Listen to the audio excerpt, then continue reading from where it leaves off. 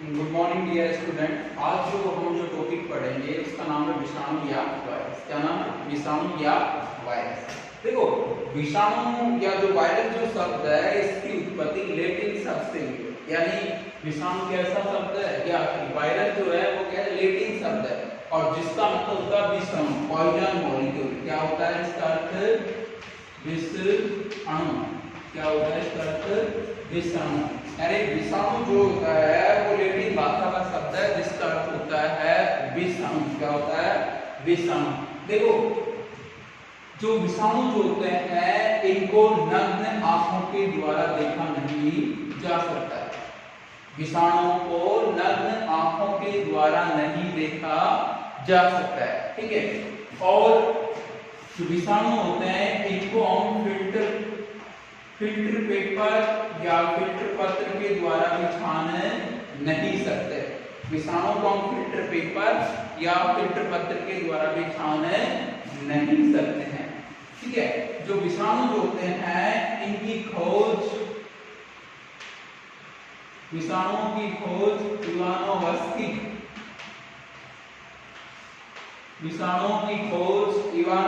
के द्वारा की गई थी। विषाणुओं की खोज इवानोवस्की के द्वारा की गई थी। विषाणु क्या होते हैं? विषाणु डीएनए या आरएनए के खंड होते हैं। विषाणु क्या होते हैं? डीएनए या आरएनए के खंड होते हैं जो स्वतंत्र प्रतिकृति नहीं करते हैं, या ऐसे भी बोल सकते हैं कि विषाणु जो होते हैं वो परपोषी कोशिका के बिना स्वयं की पुनरावृत्ति नहीं कर सकते हैं। विषाणु परपोषी कोशिका के बिना स्वयं की पुनरावृत्ति नहीं कर सकते हैं, या विषाणु परपोषी कोशिका के बिना स्वयं के समान नए विषाणु नहीं बना सकते हैं। ये जो विषाणु जो होते हैं वो परपोषी कोशिका में जो नया विषाणु बनाते हैं उनको बोलते हैं वायरॉन। क्या बोलते हैं उनको? वायरॉन। विषाणु परपोषी कोशिका में जो नए विषाणु बनाते हैं उनको क्या बोल देते हैं? वायरॉन बोलते हैं। क्या बोलते हैं उनको? वायरॉन बोलते हैं। और जो विषाणु परपोषी कोशिका को संक्रमित करते हैं, जो विषाणु परपोषी कोशिका को संक्रमित करते हैं उनको जीवाणुभोजी या बैक्टीरियोफेज कहते हैं। क्या बोल देते हैं? जीवाणुभोजी या बैक्टीरियोफेज। क्या बोलेंगे? जीवाणुभोजी या बैक्टीरियोफेज, ठीक है। यानी वायरस लैटिन भाषा का शब्द है जिसका अर्थ विषाणु होता है, पॉइजन मॉलिक्यूल होता है। और वायरस को हम नग्न आंखों से नहीं देख सकते हैं और वायरस को फिल्टर पेपर के द्वारा भी छान नहीं सकते हैं। वायरस की जो खोज है इवानोवस्की के द्वारा की गई। किसके द्वारा? इवानोवस्की के द्वारा की गई थी। वायरस डीएनए या आरएनए के खंड होते हैं जो स्वतंत्र पुनरावृत्ति नहीं करते हैं, अर्थात ये परपोषी कोशिका के बिना स्वयं के समान नए विषाणु नहीं बना सकते हैं, ठीक है। ये जो वायरस जो होते हैं परपोषी कोशिका में जो नए वायरस बनाते हैं उनको बोल देते हैं क्या? वायरॉन। क्या बोले उनको? वायरॉन। और जो विषाणु जीवाणु कोशिका को संक्रमित करते हैं उनको क्या बोलेंगे? जीवाणुभोजी। क्या बोलेंगे उनको? जीवाणुभोजी। अब बात करते हैं विषाणु की प्रकृति क्या होती है, नेचर ऑफ वायरस। विषाणु की प्रकृति, विषाणु की प्रकृति, nature of virus. Nature of virus. देखो, विषाणु की प्रकृति क्या होती है?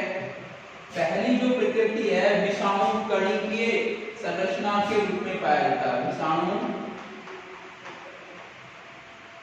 कणिकीय संरचना,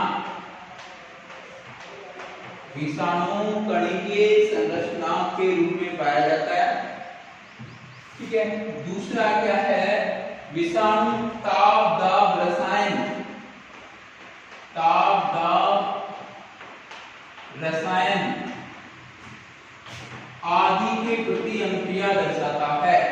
विषाणु ताप दाब रसायन आदि के प्रति अनुक्रिया दर्शाता है, अर्थात ताप दाब रसायन आदि से दूर भगता है। अगला ये है कि जो विषाणु जो होता है वो परपोषी कोशिका के बिना पुनरावृत्ति नहीं करता है। विषाणु परपोषी कोशिका के बिना पुनरावृत्ति नहीं करता है, अर्थात विषाणु परपोषी कोशिका के बिना स्वयं के समान नए विषाणु नहीं बना सकता है। इससे अगला ये है कि जो विषाणु जो होते हैं, विषाणु जो होते हैं वो क्रिस्टल फॉर्म में भी पाए जाते हैं या क्रिस्टल रूप में भी पाए जाते हैं। तो विषाणु की प्रकृति क्या, कणिकीय संरचना के रूप में भी पाए जाते हैं, ताप दाब रसायनों आदि के प्रति अनुक्रिया दर्शाते हैं, अर्थात इनसे दूर भागते हैं। विषाणु परपोषी कोशिका के बिना पुनरावृत्ति नहीं दर्शाते हैं, अर्थात विषाणु जो होते हैं वो परपोषी कोशिका के बिना स्वयं के समान नए विषाणु नहीं बना सकते हैं, क्रिस्टल रूप में पाए जाते हैं। ये तो विषाणु की प्रकृति। अब जो आता है बायोलॉजिकल कैरेक्टर्स ऑफ वायरस, विषाणु के जैविक गुण, विषाणु के जैविक गुण।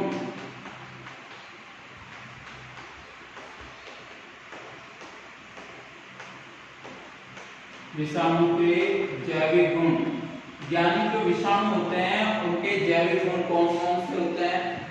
पहली जो विषाणु जो होता है उसका जैविक गुण होता है कि विषाणु में आनुवंशिक पदार्थ के रूप में डीएनए या आरएनए पाया जाता है। देखो ये जो विषाणु जो होता है इसमें आनुवंशिक पदार्थ के रूप में क्या है, डीएनए और RNA. Deoxyribose nucleic acid and ribose nucleic acid, deoxyribose nucleic acid and ribose nucleic acid. विषाणु में आनुवंशिक पदार्थ के रूप में क्या पाया जाता है, डीएनए और आरएनए पाया जाता है। अगला यह है कि विषाणु परपोषी कोशिका में पुनरावृत्ति करते हैं, परपोषी कोशिका में पुनरावृत्ति करते हैं। इससे अगला गुण यह है कि जो विषाणु जो होते हैं इनमें आनुवंशिक गुणों या डीएनए आरएनए का अगली पीढ़ी में या नेक्स्ट जनरेशन में ट्रांसफर होता है। विषाणु डीएनए और आरएनए का नेक्स्ट जनरेशन में ट्रांसफर होता है। इससे अगला है कि विषाणु में गुणन का गुण पाया जाता है। गुणन का मतलब होता है एक विषाणु से दो, दो से चार ऐसे बन जाते हैं, ठीक है। इसके बाद ये है कि जो विषाणु जो होते हैं इनमें विषाणु जो होते हैं इनमें उत्परिवर्तन का गुण भी पाया जाता है, यानी ये अपना रूप भी परिवर्तित कर सकते हैं, यानी अचानक होने वाले परिवर्तन ही क्या होंगे, उत्परिवर्तन होते हैं, ठीक है। अगला ये है कि विषाणु में प्रतिजन का गुण पाया जाता है। किसका गुण है, प्रतिजन का गुण। प्रतिजन का मतलब होता है कि विषाणु जो होते हैं वो एंटीजन भी उत्पन्न कर देते हैं। विषाणु क्या होते हैं, एंटीजन भी उत्पन्न कर देते हैं। ये तो क्या है, विषाणु के जैविक गुण। क्या है, विषाणु के जैविक गुण। विषाणु में आनुवंशिक पदार्थ के रूप में डीएनए या आरएनए पाया जाता है। ये परपोषी कोशिका में स्वयं की पुनरावृत्ति करते हैं, अर्थात परपोषी कोशिका में खुद के समान नए विषाणु बना लेते हैं। इनका आनुवंशिक पदार्थ जो डीएनए और आरएनए होता है, इनका आनुवंशिक पदार्थ डीएनए और आरएनए जो होता है वो अगली पीढ़ी में ट्रांसफर होता है। इनमें गुणन का गुण पाया जाता है। गुणन का मतलब होता है कि विषाणु से दो, दो से चार ऐसे बन जाते हैं। इनमें परिवर्तन का गुण भी पाया जाता है, अर्थात इनमें अचानक परिवर्तन होता है जिससे ये अपना रूप भी परिवर्तित कर लेते हैं। इनमें प्रतिजन का गुण भी पाया जाता है, यानी ये एंटीजन भी उत्पन्न कर सकते हैं, ठीक है। अब हम बात करें विषाणु के अजैविक गुण। कौन से गुण है, विषाणु के अजैविक गुण,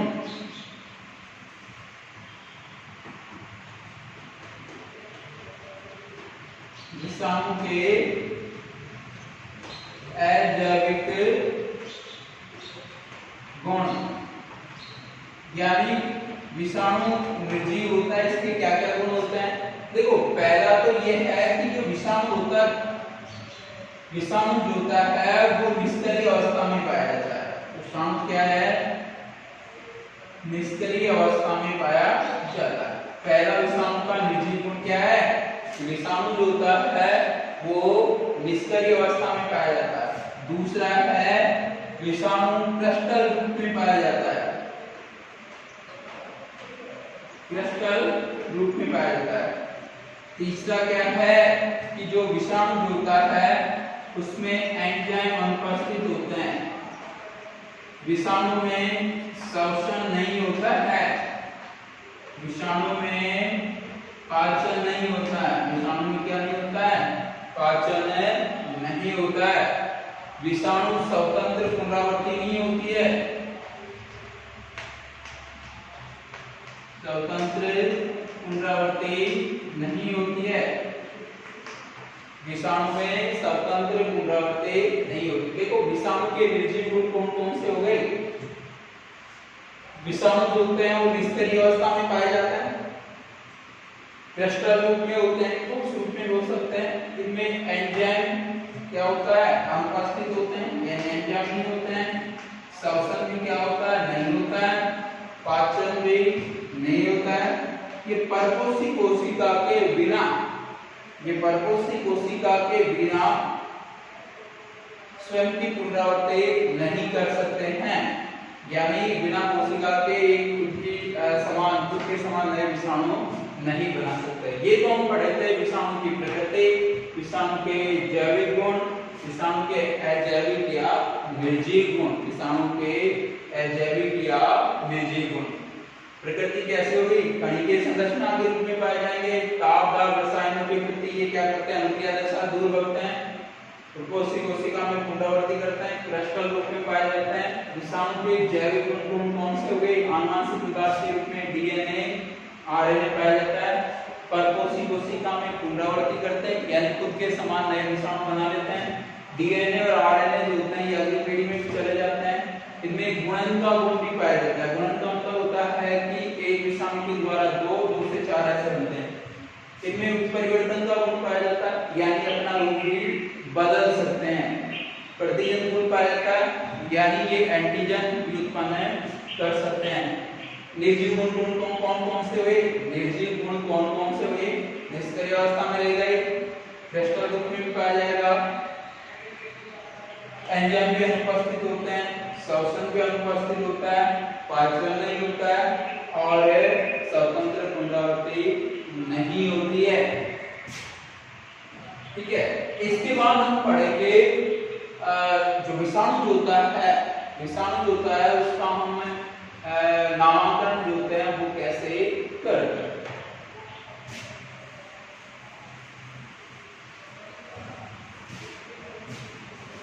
विषाणु का नामकरण,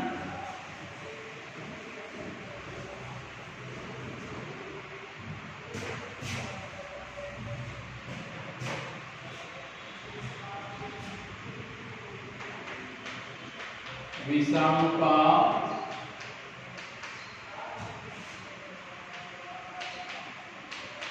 नामकरण, विषाणु का नामकरण